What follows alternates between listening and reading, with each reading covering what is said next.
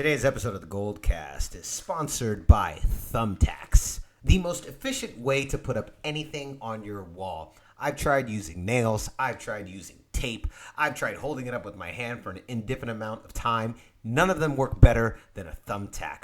So if you need a thumbtack, use the ones the Goldcast offer, which are generic, clear thumbtacks. Raymond, before we get started, tell them, where can they find us?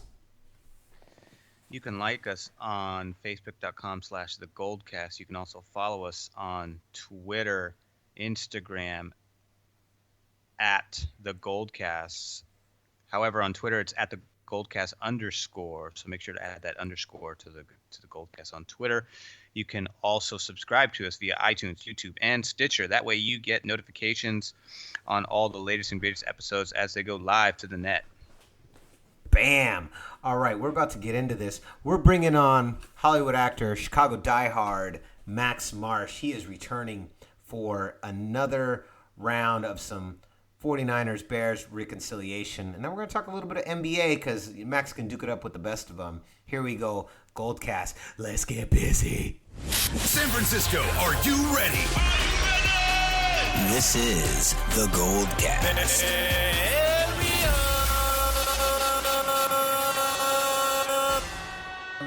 Boom! Welcome to another edition of the Goldcast. We are the voice of the Bay. I'm your host, Rudy Solis III, and with me is my brother, my co-host, Ray Solis first, baby. and our special guest, Max Marsh. He's back in the building. What's up, Max? Hey, what's up, guys? Good to be back. Good to be back. Yeah, here we go. So this is part 2 of our Bears 49ers reconciliation. That's what we're calling this episode. It's Bears 49ers reconciliation. So before we do that though, before we even get into that, I got to tell you guys about a conversation I was having with our esteemed invisible member, my brother and I's father, Rudy Solis Jr. And I call it a deal with the devil. And so every year, for every time, because we've been pretty lucky in San Francisco, and we pretty much have been winning a championship somewhere almost every year for this entire decade. If we don't win it, we're at least in the finals in one of the major 3 sports. And so this tradition started after we lost the 2012 Super Bowl, which is the worst sporting experience of my entire life. That was the worst thing I've ever gone through. Was losing. Doesn't even exist in my mind. Yeah, it was. I mean, I've told the story before on here, Max. I'll tell you the story another day. We'll talk about that on another day, losing the Super Bowl, but about just what a horrific 72 hours it was from the moment we lost to like Wednesday of that week was probably the worst 3 days of my life. But it was so bad. You have no idea. It was so bad. Oh yeah, I subconsciously blacked that out just to protect myself from post-traumatic stress syndrome. I didn't watch sports. I didn't watch sports till June of that year. So from the moment we lost, I didn't even watch a single. Every time ESPN was on, I changed channel till June of that year. That's when I went back. Yeah, it was rough. Jesus. Yeah, it was rough. So. Okay, so I call it deal with the devil. So after we lost the 2012 World Series, I remember asking my father, I said, hey, would you give back the last 2 World Series rings just to get our 1 Super Bowl ring back? And my dad said, yeah, without question. No way. I'd give them back. And then, Ray, would you give them back after the 2012? Just rewind yourself back to 2012. We only won 2 World Series rings. Would you give them back for the Super Bowl at that time period? Put yourself in the frame of mind of that era. Yeah, probably. Okay, so then at 2014, I remember I asked my dad, would you give back all 3 of these World Series rings to get our 1 Super Bowl ring, our 6th ring, which would tie us with Pittsburgh, put us at the top of the food chain, and now we'd be able to say there are only 2 teams that rest us atop the entire NFL as the 2 greatest football franchises of all time, the most winning Super Bowl teams ever to play the game. Would you give up these 3 rings, which officially, with defeating Kansas, this is now a dynasty, would you give them up? My dad said, I'd give them up. I'd still give him up. And I said, me too. So then, Ray, would you give him up then? The 3 now. Probably. It'd be a tough pill to swallow, but if I could do it and then, you give them up, but then you kind of erase that whole run, then I think it's all right. Because then it's like, oh, wait, well, we never won 3 because we got a Niners championship. Yeah. So I guess like the deal is the devil has to erase your mind. You never knew. Like Giants don't even make they don't either make the playoffs or they lose in the first round or they don't even make the playoffs or something. Something like that. Okay. So then now the third. Then I came back and I was like, would you give up? Man, we're gonna like have to. If you don't agree or if you do agree, Goldcast Nation, 49er faithful, Dub Nation. All of our Giants fans, if you agree or disagree, I really want to hear in the comments if you agree or disagree with this. If you're a diehard Niner fan, I really especially want to hear from you. But, okay, so then the next one, after the Warriors won their first championship, I went back to our father with the deal from the devil. And I was like, deal from the devil, you're at the crossroads. And he's sitting there, and he's got the 4 rings in one hand, and he's got the 1 ring in the other. Would you trade it? And then even then, our dad said yes. Raymond, would you say yes at the crossroads? You're at the crossroads right there. You don't want to learn how to play guitar. You just want to get rings. Would you give up the 4? Give up all 4? Yeah, I think I remember your answer to this, but tell the Goldcast. Damn, I don't even remember my answer. Well, what's your answer now? So no, that's a tough one. I'm really enjoying the Warriors run. Yeah. Now it's tough, right? Because now it's like, well, it's just 3. It's baseball. We all love baseball, but I would do it on the condition that they don't lose the following year in the 73-9 run. Okay. Yeah. Right, Max? Give up the first one. Okay. All right. So then we get the glory one. Okay. All right, so then let's go.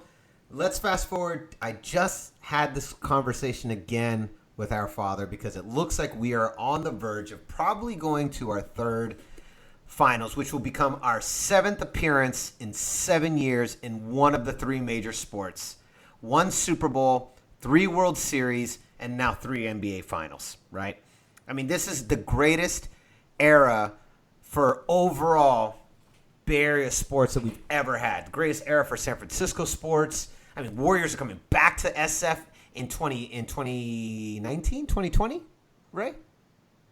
I think within the next 2 years. Yeah, maybe it's 19, maybe around the same time. No, they've already broke ground in Mission Bay, so the stadium's being constructed as we speak. Yeah, it's being constructed as we speak right now. So I had this conversation again. I said, okay, now if we win this one, right? If we win this one, do you make a deal with the devil at the crossroads? And he goes, you now have to give up 3 World Series rings, 2 Warriors rings to get the 49ers 1 Super Bowl back. And that was when the broke dad. He said, no, I can't do it. I can't do it now. I can't. It's too much. Yeah, I think now we're sacrificing way too much.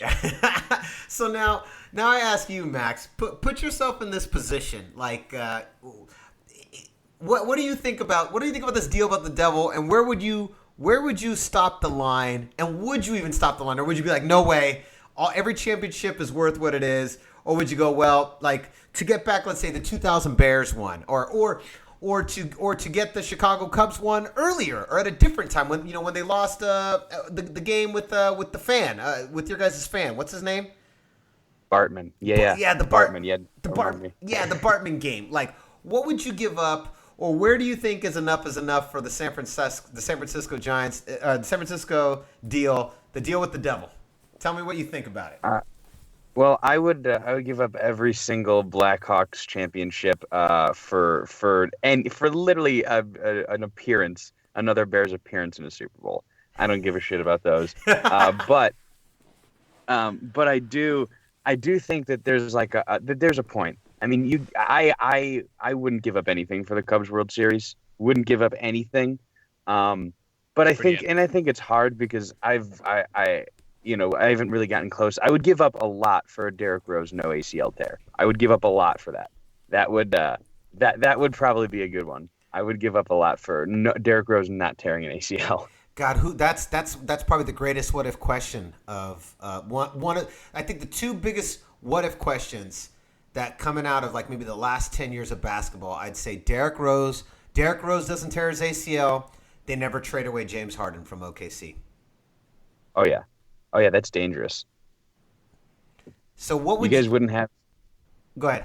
You guys absolutely would not have Durant if Harden was still there. That'd be insane. I don't even know what I would do. That three-headed monster. Of course, everyone would have the ball 100% of the time. No one else would ever touch the ball, but. And Derrick, you have Harden is now a more legitimate point guard, even though him and Westbrook are both really good distributors this year. The only difference is Harden actually makes his team better, whereas Westbrook still can't make anybody better.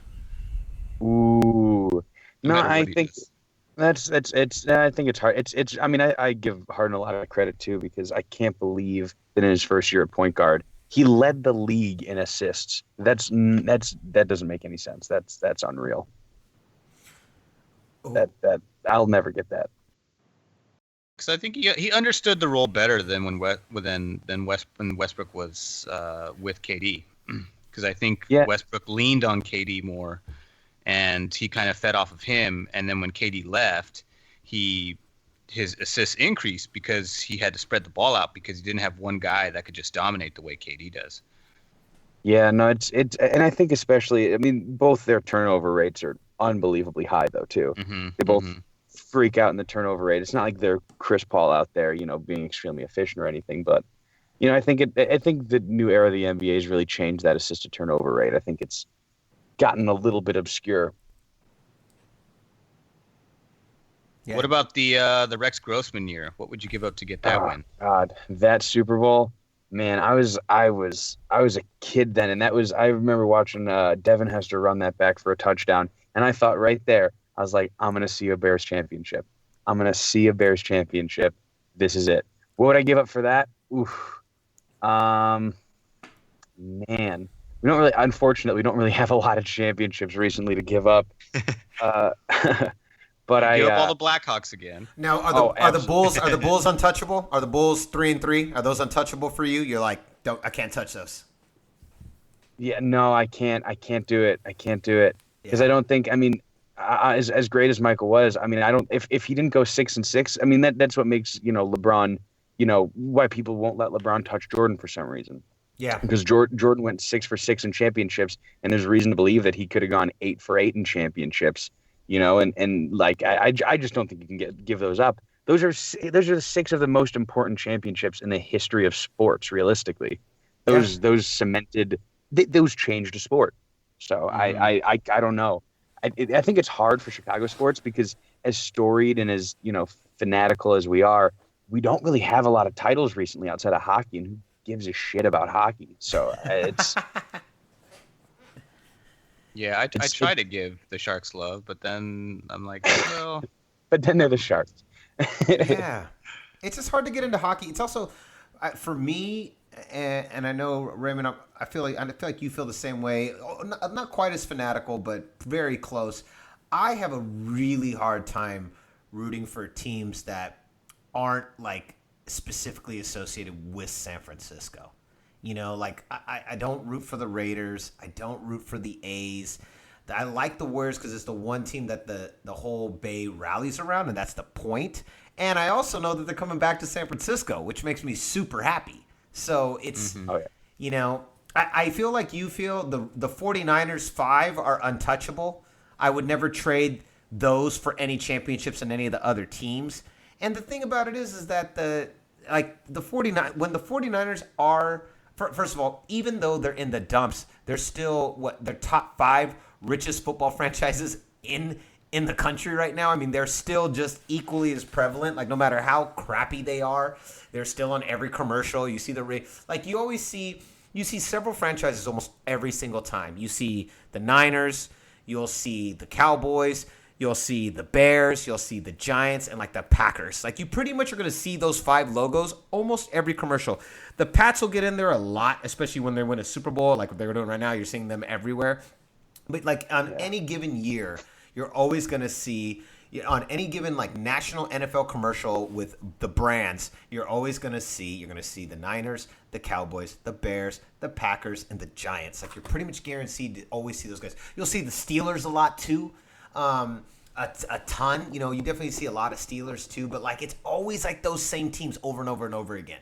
If the Seahawks do good, then the Seahawks will be there for that year. If the Bengals do good, they'll be there for that 1 year. But then even on those down years, even with as dismal as the Bears or like the Niners are in any given year, there's still those logos are on every single commercial for the sport. Oh yeah, and it's kind of amazing. You mentioned the Seahawks. It's kind of amazing how like they get 2 years of going down, and you realize how little the NFL cares. Like it's actually amazing to see because I also don't like the Seahawks at all. Mm-hmm. So it's actually amazing to see how like the second they start going down, even though Russell Wilson's still a freak of nature, suddenly the NFL's like, oh, okay, we don't really care. You don't have Marshawn Lynch anymore. Whatever. Your defense is getting old. Who cares? So it's good. That's good to see. That makes me happy. That makes me happy too. I agree. Exactly. I think the NFL is better when the Seahawks aren't good. Yes. Anything to get that god-awful neon green out of the spotlight. Oh, no, not for you. Oh, man, that neon green, man. I'm like, dude, that kind of shit belongs in college. This is not college, man. Come on, get that out of here. Back at those Deion Branch neon green gloves you used to wear. It's like, oh, good, everyone can see you holding all the time. That's fantastic. That's a good call. All right, so let's move on. Let's get back. Let's go to our 49ers-Bears reconciliation. So let's get back to this. There's been a lot of different speculation going on. The Niners were bluffing, and then from the Bears camp, they were, the Niners weren't. I heard a really interesting podcast the other day. It's from the 49ers Insiders with Matt Mayoko, and he had on, there was a reporter, a national reporter that he had on, and his name, I'm going to tell you guys his name right now, Peter King. He had Peter King on, and Peter King, he sat and wanted to be inside for the entire draft and for the 49ers. And so they had him on, and it was really interesting to hear him talk about this situation here. And apparently it was true that there were other teams circling around the number 2 spot because the Niners had made it pretty big that it wasn't a bluff, but it wasn't even necessarily that it was a combination of John Lynch was calling teams and saying, "Hey, do you want the number 2 spot? Do you want it?" And he was calling teams, and teams were calling him. And pretty much the big thing it was the only game changer was going to be Myles Garrett. But you were one of the first people to really say, at least on the Goldcast, Max, that the Bears, that there were other teams competitively going for it. Because I know there was a couple different reports of saying no one was really interested but the Bears, so why'd they make the trade? The 49ers weren't going to go for Mitch Trubisky anyways. So I want to know how you feel hearing that.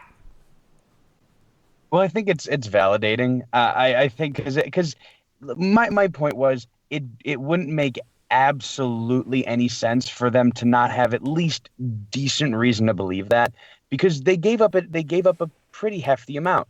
They gave up a pretty hefty amount, and if it's the guy you want and you think somebody's going to take it ahead of you, you have to oversell. You have to do that. So they gave them more than another team would have been willing to give them. And the Niners knew that when getting that pick that they were literally going to get the same guy that they would have gotten anyway. So first off, it's a great call by San Francisco. It's a great call by San Francisco to get their guy outside of Myles Garrett, who I'd have to imagine was number 1 on their board.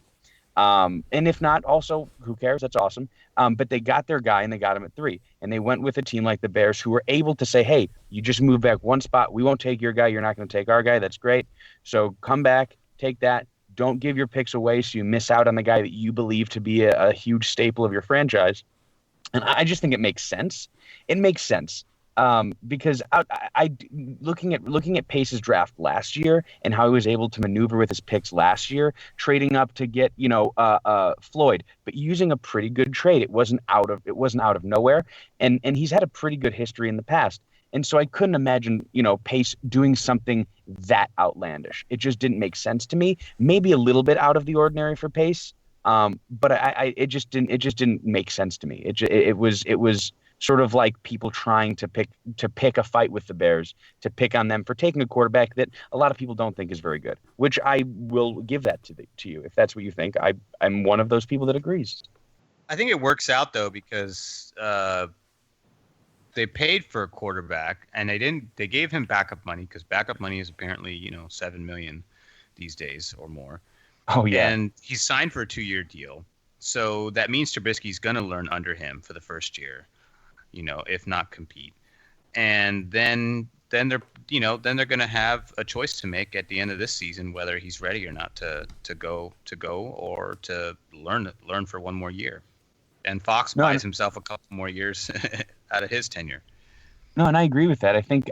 Again, I wasn't one of those people that's like, well, then why'd they sign, Mike Glennon? And do not understand how the NFL works. I've always been one of those people, and maybe I'm in the minority here, but I've always been one of those people that it doesn't matter how high your quarterback is drafted. It doesn't matter how high anything. Unless he earns that job and is clearly better than the guy in front of him, you always want him to sit. You always want him to learn the pace of the game. Sure, if you can throw him in later on in the season, that's great. But too often, how many times do we see quarterbacks get drafted really early that aren't Cam Newton and freak athletes that don't have to worry as much about that? But how many times you see quarterback go in and get scared and get freaked out? You get, David Carr's, regardless of how, shitty you think he was sacked so often early on in his career that it didn't really matter. If you throw a guy in that doesn't have any time to come in and learn, it's pointless. And the number one thing people say about Mike Glennon is how much of a consummate professional he is, how studious he is, how often he's in there, and that's a guy you want to learn from. Listening to Mitch Trubisky is like listening to nails on a chalkboard. He sounds like the dumbest human being on earth. And so if that's one thing I can take from it, if he can learn from a guy like Mike Glennon, become studious, become a man of the game, that's great. I would love him to sit for 2 years. Look at Aaron Rodgers. Of course, he was behind Brett Favre, but Brett Favre didn't tell him a single thing. Brett Favre hated that he was there, And so if you look at stuff like that, that's always what I go to. Aaron Rodgers is I hate him so much because he's a Packer, but that's the guy I always emulate. And if I can get my quarterback to learn any way in shape or form like that, that's what I'm going to go with. So I agree with that. Yeah, I agree with that too. I always think that I agree 100%. It's better to take your rookie quarterback, have him sit on the bench and learn. And I always think about the Aaron Rodgers situation in Green Bay. I've said this. I want to hear what you think about this. I've heard a couple varying arguments, other directions, but I've often said that in an alternate universe, the 49ers picked Aaron Rodgers first, and then the Packers picked Alex Smith. And in that universe, people are talking about how great of a quarterback Alex Smith is and always are wondering the big what if of what Aaron Rodgers could have been. And they ask, why didn't the Niners pick Alex Smith instead of Aaron Rodgers? Do you agree with that? I think two things. I think that Alex Smith doesn't get that far because I think the thing people forget about is I think a lot of people had Alex Smith higher up on their boards than Aaron Rodgers. I think that if you believe, I think that other teams would have taken a chance on Alex Smith before Aaron Rodgers. I think that he would have been drafted higher. But Aaron Rodgers is a more physically gifted athlete. He's a more physically gifted quarterback. I do think that it would have done wonders for Alex Smith to sit behind Brett Favre, and perhaps he could have become something like an ultimate game manager. But his arm is very limited, and always has been to a point limited. Not as much in his later years, but earlier on, it was still a decent arm. But he hasn't had Aaron Rodgers type of capabilities. But I do think it's interesting to see where their careers go. I think the question to be asked is, does Aaron Rodgers suffer a major injury early on? I think that could be a more doable question. Right, and how does Rodgers do, changing offensive coordinators for 6-7 straight years? Yeah. No, exactly. Because the thing, and then what does he do under Harbaugh? What does Aaron Rodgers do under Harbaugh? Oh God, I would have loved Jesus to see that. Christ. Could you imagine? Imagine the coach. Jesus Christ, he's the only reason that McCarthy has been a coach for this long. It's unreal to me that man is still a head coach. He has thrived off of having a good coordinator occasionally, and then Aaron Rodgers, and having a wonderful ownership. I hate the Packers because they're so wonderfully run as a team. It's ridiculous, and they still keep McCarthy around. I don't know why. Well, I think the main thing which I still feel Chicago needs to get back to, and I want to ask you a little bit about this in a second, going back to the draft. But the main thing that the Packers just consistently overlook is a defense. When they won their one Super Bowl, their defense was ranked 5, I believe, and then the following year it was 22. And they've never gone back to a top 5 defense. And we always say defense wins championships. The Bears won on what, even by my father's estimate, he still considers to be the greatest defense he's ever seen. And that was the 85 Bears. Going back to your draft, because I didn't pay close attention, how did you guys do for the rest? Because ours was clearly, we're trying to get an NFC West defense put back together. Because that's NFC West is all about defenses. And, we made the whole first half of this decade was all about destroying the spirit and souls of any offense that went into the NFC West. And clearly the 49ers are trying to get back to that with John Lynch at the helm. How did you guys do, and where's the state of the defense stand after the draft? For me, I was a little upset with the fact that we went one defender in the entire draft, and it was the safety out of Alabama who had broken his leg last year and had an ACL tear, I think, about 2.5-3 years ago. And that was it. That was all. That was the only thing we addressed. Wow. Yeah, and so that's sort of an issue in itself. But one thing that I was thinking about that I really started thinking more and more after I saw the draft, it was almost all offensive players. But our offense is, I truly believe that, especially with Vic Fangio and with John Fox, who are defensive-oriented guys, you have to imagine that they were in the ears of the GM wanting to get something like this done. And then there came a story outside of the draft, after the draft, that Fox was a little bit upset with whatever. But again, this is all just yapping. You never really know what's happening. For me, what I think that they truly believe that they have at least the makings of a defense that they want. Because our defense, outside of our defensive backs, and if Trevathan is healthy, and he is going to be a little bit gimpy coming up on the beginning of the year, they're not sure if he's going to be able to start the beginning of the season. But I like our front seven. I really do. I think we do have a talented front seven. Floyd, our first round pick last year, outside of that scary injury he had, he really came on. He had a couple of great games. He had a great sack strip touchdown, in I can't remember which game it was. I want to say it was about week 13, week 14. And I think that they truly have confidence in their defense. I'm upset with our cornerbacks and defensive backs entirely. We just didn't address that at all. We drafted one safety, and he's an injured safety. But I have to believe, and I did think this, even coming in, I'm like, man, I like our defense. Last year I liked our defense, but our backs just couldn't cover. And we got Demps out of Texas, who had a career year last year. He had a great year, but he's 31, and I'm not sure. I guess they're sort of trying to coast on what they have. But if there's no one to cover anybody, it doesn't really matter. But maybe they think that they found diamonds in the rough out, in free agency. I just think that was a huge overlook on us. Did they get any backs in free agency? We got Demps out of Texas. We grabbed Prince Amukamara, who is another great signing, great under the radar signing. That is a good signing.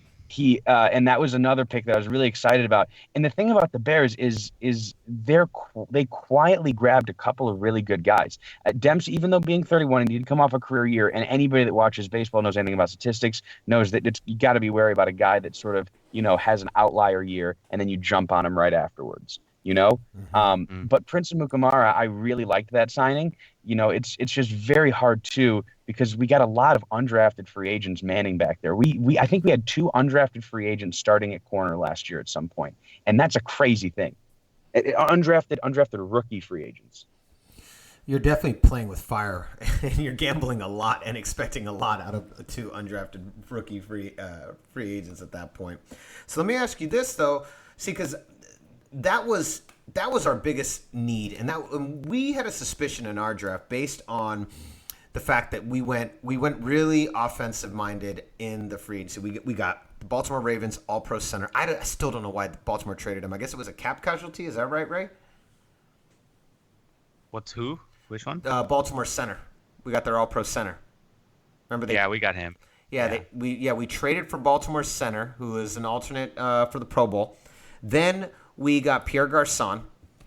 And then Ray, rattle off a couple. We got a couple other guys. Rattle off some of the other free agents we got in free agency.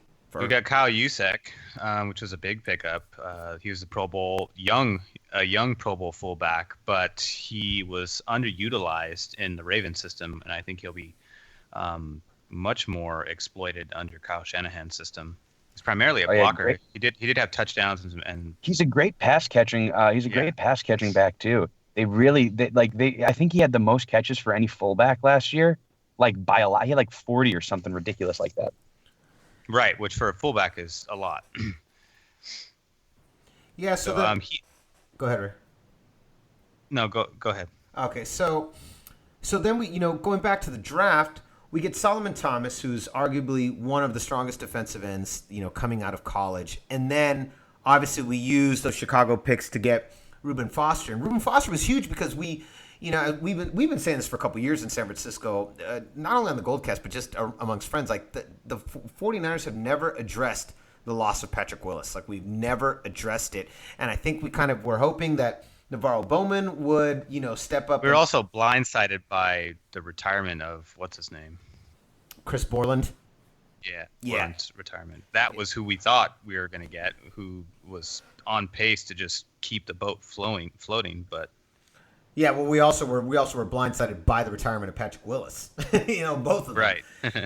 And so Reuben Foster really, I think Reuben Foster and Solomon Thomas, having a defensive end and then your inside linebacker, it really addresses those needs because we can't also trust Navarro Bowman at this point. And the thing that I was really excited about is I felt like the Niners really went defensive-minded on the first half of the draft, and the second half of the draft started addressing more offensive issues. Raymond, did you hear about Joe Williams, the running back? Yeah. You hear about the story behind this guy? Yes. Yeah. I got no issue with it. Max, did you hear about the story with this guy?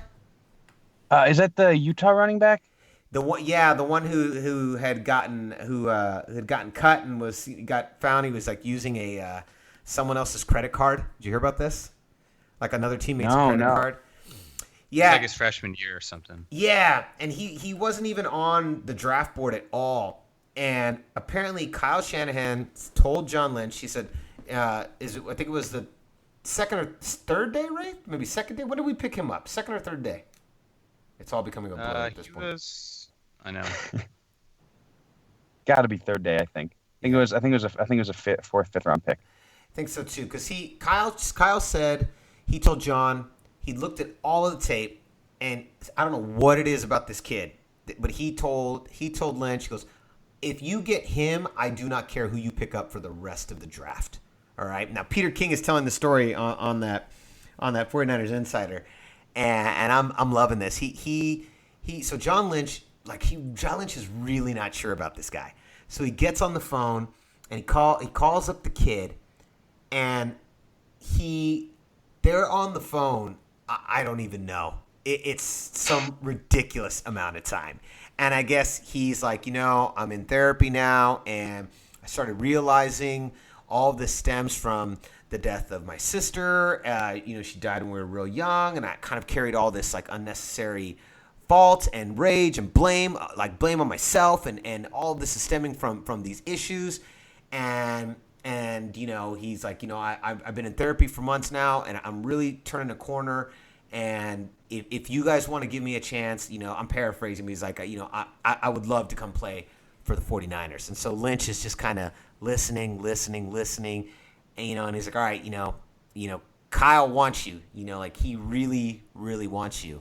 And so then Kyle just makes a decision, and then they go for him, and then that was like the one dude, that was like the one guy. But they said that in hours, I'm not sure how it works over there in Chicago, but they were asking, who's making the decisions. And they said it was extremely cohesive among Lynch and Shanahan. There was a lot of back and forth. There wasn't really any fighting. There was a more just, it was very much a team effort. But I thought that was kind of cool. I was like, all right, well, there's something about this guy. It was similar with that quarterback we drafted. There was just something about that guy that Kyle really liked. It was the only quarterback he wanted. I got to ask you this.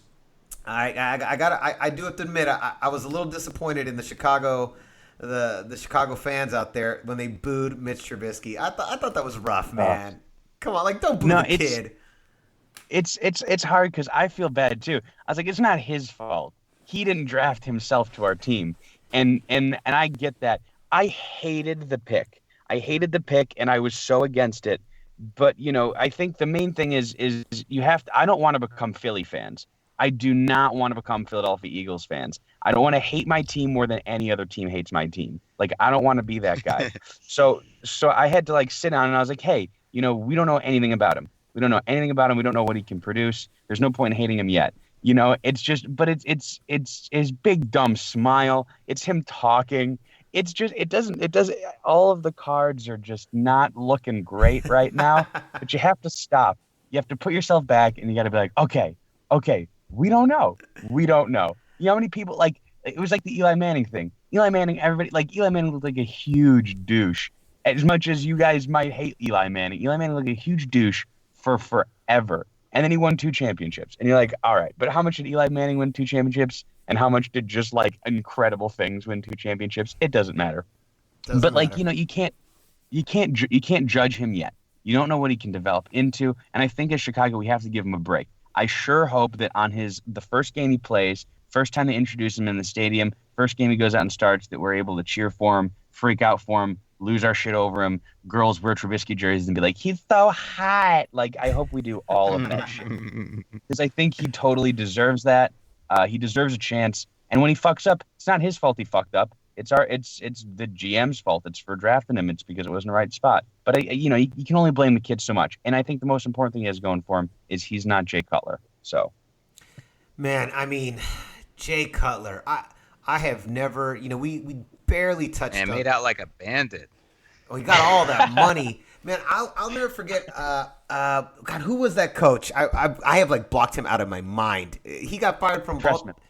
Mark Trestman. Yep.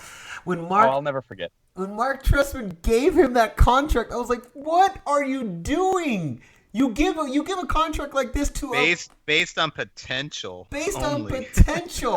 Not on previous experience or past results." I was like, what? It was very similar when they gave it to Romo. They gave that to Romo, and I remember at the time when Dallas gave that to Romo, we were saying, this is the dumbest decision ever. He's done nothing. And then they figured out, they kind of went with the NFC West power running style, game manager, reduce his role to like 50%. And then he really thrived in that system, But when they first gave that one to Romo, that didn't make any sense. When they gave that to Cutler, I thought, oh my God, this is the worst decision ever. How did you feel, and how do you feel now that he's gone? I mean, I've always been, and you've known this, Rudy. We've talked about this. I've always been a huge Jay Cutler guy, because I have never seen a better quarterback play for my team, and that's disgusting. That's a terrifying thing. When, like I've said this before, his arm, he would make plays. I remember watching him. It was a Steelers game. I remember him running for like 20 yards and then throwing a shoulder into a Pittsburgh Steelers defensive back instead of going down. And it was the best thing ever. And that's the stuff that I remember about Jay Cutler. That's the stuff that I love. Is people will talk all the time about like how he didn't look enthused or whatever. But that guy got hit a lot. And he stuck in there. And honestly, we did not put a good team around him. Since the Lovie Smith years, since Lovie Smith stopped, his defenses couldn't play anymore. And then we kept trying to find other coaches who couldn't coach. And we just kept doing that. He just was never in a very good position. And I've said this before to people who talk about how great, someone like Tom Brady is. If you throw Jay Cutler and his arm talent with a guy like Belichick, with his coordinators he's had over the years, who knows what he could have done? He was never in the right situation. You don't give a guy like that money, because who are we to say that we could finally find the right coordinator? Mm-hmm. It's a lot like the Alex Smith thing early on with the Niners. We're like, you just keep trying to throw coordinators with him, and nothing's sticking. We had Mike Martz at one point trying his best, and it didn't matter. It didn't matter. It just wasn't a good fit, and that contract was an issue. But that's what quarterbacks go for now. Yeah, Look at the Brock Osweiler deal. It incentivized the part of Jay Cutler that sometimes quits too early, or gets complacent. It's true. True. I think that's a fair thing to think about, because I did over time realize, he's not the type of guy. He's not looking him play against someone like Phillip Rivers. That's when he would get the intensities, when he got to play against Phillip Rivers, when he got to play against something like that. But it's not like Phillip Rivers playing 100% of the time. Phillip Rivers playing, every game, even when he's down 30 points, like he's going to win the game, Mm-hmm. And I think that was what Chicago wanted and needed, was a Phillip Rivers type of energy, a Jim McMahon type of energy. And we haven't gotten that. And we don't know, and maybe Trubisky can be that guy, but we need somebody with that type of passion, and I think that's why Chicago got so mad at him. Yeah, I think that's understandable too, man. I mean, it seemed so often that he just wasn't very interested in playing football, But again, no hard feelings for Jay. I'll love Jay. Glad you're gone, but I love you. Thank you for putting up good years. So, all right years, moderate years. Decent years? No. Bad years. That's okay. So let's move on, guys. Let's move to the NBA. So let's start with the East with your guys. Man, Rajon Rondo goes down. I think if that guy stayed, you guys are in it to win it right now. What do you think? It's really funny because the East is so close to each other in terms of who can beat anybody on a given day. If we had Rondo, I still don't know if we sweep the series. I still think that there's a possibility that the Celtics come back and win two in Chicago, but I think it's a much different series. Once Rondo went down, you can tell a breath of air went out, because the way he was playing, he was putting up almost a triple double, and as a guy that wasn't even playing a month before that. A month before that, the guy was sitting on the bench, and he was bringing this energy. He was bringing this fight to the team, and once he went down, it was just bad. But if he was in, there's no reason to believe that we couldn't be playing, the Cavaliers, next week. Yeah. Yeah, no, the thing that sucks, though, is that all the teams underneath the Cavs are, man, like you said, they're so close to one another, but then nobody's even remotely on the level of the Cleveland Cavaliers. But the Celtics are the number one seed. Don't forget that. But it's a lot like the number one seed when the Bulls, before it was the playoffs the year before Rose tears his ACL. I compare them, and me and my friends have talked about it a lot. It's a lot like that Bulls team, where they put up the most wins. They looked really great during the regular season, but once it comes down to them playing LeBron, that's a totally different animal. Because the thing no one ever wants to talk about, LeBron in the playoffs is, like, outside of Jordan, one of the greatest things we've ever seen in our generation. That just doesn't happen. How he plays when he gets in the playoffs is gnarly, especially lately. Yeah. And yes. I just Go ahead. He's playing at a pretty high level right now. He is. Oh, dude, it's ridiculous. You know what else it reminds me of? It reminds me of the year the Indiana Pacers fought for first place. Remember that, when they were like, we have to get first? They really felt like if they could take first in the East, they could defeat LeBron. And this was against the Heat. I want to say maybe 2013. I can't remember which year it was. Yeah. Was it the year before Paul George's injury? Yeah. Yeah, and remember that? They were like, we need first place. We need first place. All year, they'd been racing with Miami to get first place. And then they got first place, and then they just fell apart. They just fell apart when they ran into Miami. It was pathetic. I was like, what was all of that work for? No, it's a lot like Pop. It's like Pop Spurs teams. Like, it's very rare does he even care about getting the number one seed. Like, it gets to the end of the season, it's like, but you still don't have a seed locked in. He's like, yeah, we'll figure it out. We'll find a way. Yeah. Mm-hmm. Now, hey, who do you think's going to get out of the West between the Spurs and the Rockets?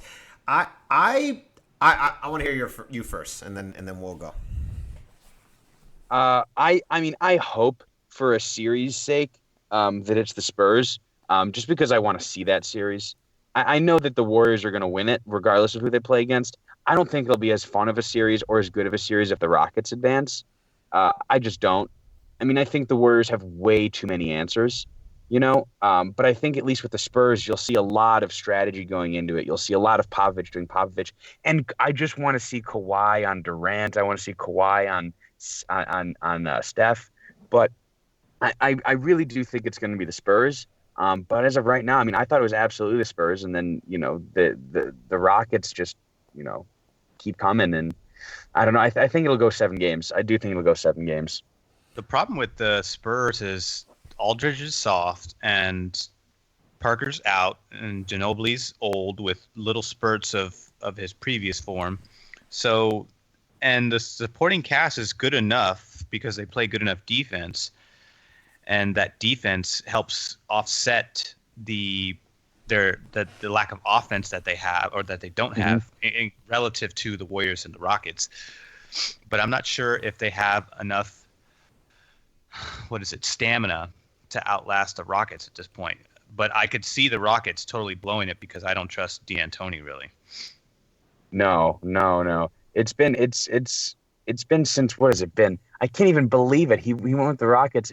When has he coached a playoff team outside of the Phoenix Suns? When's the last time he coached a playoff team? No, his LA tenure was dismal. Then he was, where else was he outside of that? He went, didn't he go? New York. Phoenix, New York, yeah. New York. He went to New York, yeah, and that was dismal.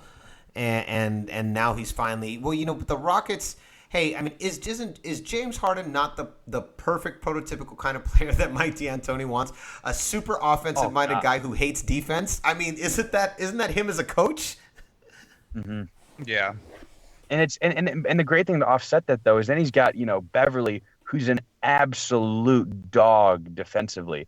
That guy fights harder than anybody defensively on the perimeter, and that's why it works out so well. It's very rarely does D'Antoni get a guy like that, because that'll be another good matchup for the Warriors. I think that'll be a fun matchup to watch him on Steph. I mean, Steph's still going to do Steph, but I mean, I think that's where he's got one of the things on his benefit. That's why Harden can, slack on defense half the game. You mean walk back to the other side of the court? Yeah, but I agree with you, Max, that I think San Antonio will put up a better fight than if Houston goes, because the Warriors got Houston's number. I mean, they've won one game in the last 10 contests, so dating back to the last 3 years straight. So I just Harden does not typically play well against the Warriors. Klay Thompson is usually on him, and Klay's a great defender, a very underrated defender because he's not as flashy or as boisterous as Draymond Green. But outside of Kawhi Leonard, he's probably the next best in line at that position defensively. Oh, you wouldn't give Butler? You wouldn't give Jimmy buckets? Jimmy's good too, but he's no Klay. Clay's you don't think he's as good as Klay? Oh, this is another. I don't watch him enough to know. Dude, Jimmy's all we got. Give me Jimmy. Just give me Jimmy. Give me Jimmy. Okay, so Ray, let me ask you. Let's turn it to you, Ray. Who do you think is going to come out of Texas? God, it's a tough one. I almost feel like the Spurs are really starting to run out of gas. That's the impression I get. And when Tony Parker went down, I really felt like that was going to be like the symbolic, notes that the symbol that the San Antonio Spurs, outside of Kawhi Leonard and Patty Mills, who's actually doing pretty good, but the fact that LaMarcus Aldridge isn't the dominant inside big man that they were hoping him to be, and that he's not as consistent and as good as say Tim Duncan, that kind of derails what their ability to sustain themselves in the playoffs. And then couple in the fact that Parker's on his way out and Ginobili's right behind him, unless they continue to play him off the bench like they do to give him some longevity, maybe another year or two. But I feel like this team's done. So I'm gonna go Rockets, and then Rockets are probably gonna get smashed. I picked the Rockets from the beginning. That was the first, and for a lot of the same reasons. I do not question the defensive prowess of this Spurs team.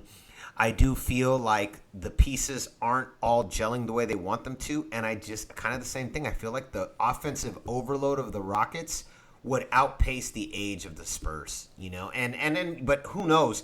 Once I was just like you, Max. Once I saw the Spurs win Game 3, and in the fashion that they did, I thought, oh, this is over.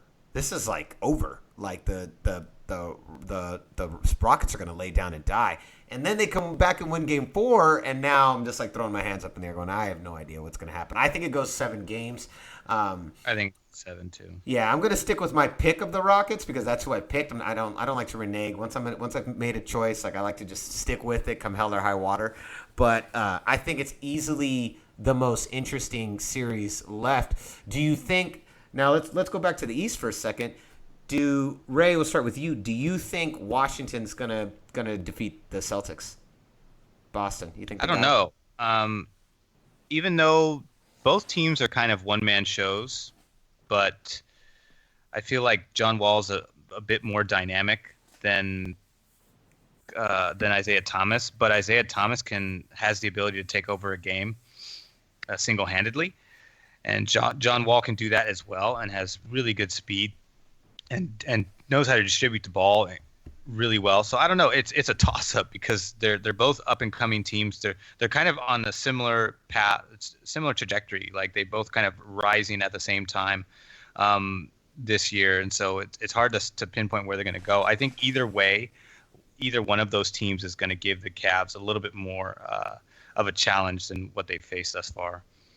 It's hard to say. I want to say Celtics, but because I feel like even though the ill-timed death of Isaiah Thomas's sister seemed like a hindrance, it seems like now it's inspiring him. So and that could, as odd as it is to factor that in, it's something to not forget. You almost want to root for him because of such a tragedy. You're going, well, if he's using this tragedy to lift him up, you want to see him pull it off. And and he proved that on her birthday. He put up 53 points.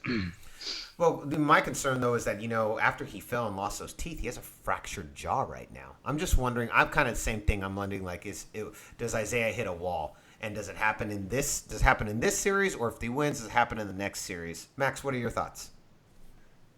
I mean, the thing is especially watching us play the Celtics, their bench, if it all comes down to their bench. If their bench is on, if their bench is performing, if they got Marcus Smart and a Lynch or Zeller, or whoever's coming off the bench, if their bench is performing, they have a superior bench to Washington. But I think regardless, Isaiah runs out of steam at some point. And I would way prefer it for them to beat the Wizards and be able to at least see, a semblance of Isaiah versus, the Cavaliers. But I really think that once it comes down to the playoffs, it doesn't even matter who ends up winning this series. I can't imagine it not being Cleveland versus the Warriors. I just can't. I don't even know what I would do. I'd be like, now what am I going to do? Because it just wouldn't make sense. Yeah, no. I think I want to say Celtics, but the Wizards have actually played the Cavaliers a lot better than the Celtics have. Both teams have beat them, but I feel like the Wizards have played them better. More consistently than the Celtics, who've gotten blown out by them. Yeah, that John Wall versus Kyrie battle would be pretty cool to see. Yeah, I agree. Yeah, that would be crazy, but it's not happening. Not this year. I think Cleveland and Golden State are headed again. Seeing how dominant LeBron James has been during this post, it freaks me out. I mean, he looked pretty unstoppable last year. I mean, the thing I'm holding on to is that the Cavs don't play a lot of defense, and if Kevin Durant can channel that OKC defensive beast from last year and use that in that game, I just don't see how defensively Cleveland has an answer for the four-headed monster, of Steph, KD, Clay, and Draymond Green. I just don't see it. And if KD channels last year's KD in that OKC series where they took the Warriors all the way to 7, I don't know how you stop KD and Draymond defensively in that situation. And then if Clay's coming in and pulling his weight, I just don't see how. I feel like the Warriors win that series if they can do all of that. That's easier said than done against LeBron James, but that's like my hope as a Golden State fan. I think it's a pretty foregone conclusion that that's going to happen because KD has already had his career best year in defensive statistics. So he's already playing good because he has an amazing cast around him, which takes the pressure off of him not having to do everything primarily on the offensive side of the ball. And so he's more relaxed. I feel like he's more centered, and it's allowed him to kind of focus on the other parts of his game that, not necessarily weren't terrible, but could obviously use a little bit of attention. And he's been great defensively. He's career best in blocks, I believe, and steals for him, not like in his position. Yeah, no, I think for me, I don't see a world, even when the season started, I couldn't imagine, the Warriors not winning the championship this year. I just couldn't. It just doesn't make sense. But you can never count out LeBron. I think that's the hardest part is and I think people keep forgetting it. Like, it literally takes LeBron to get into the playoffs every year for people to remember who he is as a person and remember what kind of basketball player he is. Everyone's like, oh, you're right. He's literally just a championship DNA player. Yeah. And even that is a fun series to watch. But again, you're never going to stop LeBron. LeBron's going to put up good games the entire series. He's going to, do his averaging a triple-double that he does. But that's not the game. The game isn't who has the best player. That's not the game. The game is which is the better team. And defensively, you guys are better. Offensively, you guys are better. And outside of realistically a miracle, I can't imagine Cleveland winning. I feel like it almost took a miracle last year to win. I mean, I still think the biggest, most important play LeBron James did was throw Draymond Green on the ground and step over him. I thought that was actually one of the greatest NBA plays LeBron James has ever done. That and the block last year are like the first two video package moments he's ever had in an NBA Finals for me. Ray Allen's 3. You could also give that's the other video package moment. You give LeBron James Ray Allen's 3. Oh, that 3. I hated that 3. I hated that 3 so much. Oh my god. I hated that 3 so much. I've never hated a 3-point shot more than that one. Oh no. Oh god. That's it. It haunts me. It haunts me. I was so ready. I was like, yes, and then Nope. Yep, that was, and it took the wind out of the Spurs' sails in a way I've never seen before, and then of course it drove them to have that incredible season next year, and then destroy the Heat in that final team, which was flashed them. Yeah, and that was the largest deficit a team has ever lost by in the finals. They just fucking crushed them. Even though they lost the previous year, it was like, you got seriously lucky last year, and we're gonna prove it to you right now. Yeah, definitely. It's a shame they won in the first place, though. It was a shame. In the first place. Yep. Well, we'll see. We'll definitely we'll obviously Gold Podcast. We'll be back next week to talk a little bit more about this. Before we end, Raymond, where can they find you? You can find me on Twitter at Ray Solis. You can find me on Instagram and Twitter at Rudy Solis 3rd, at Rudy Solis 3RD. Max, anything to promote, plug, or announce? Where can they find you? Where can they find me? I have nothing, but you guys can go ahead and find me repping my Chicago Cub championship gear down in K-Town. So have a party. There you go. So concludes another edition of the Goldcast. We are the voice of the faithful. I'm your host, Rudy Solis III, and with me is my brother, my co-host, Raymond Solis I, baby. And we'll see you guys next time. Same Goldcast time, same Goldcast channel. This is the Goldcast.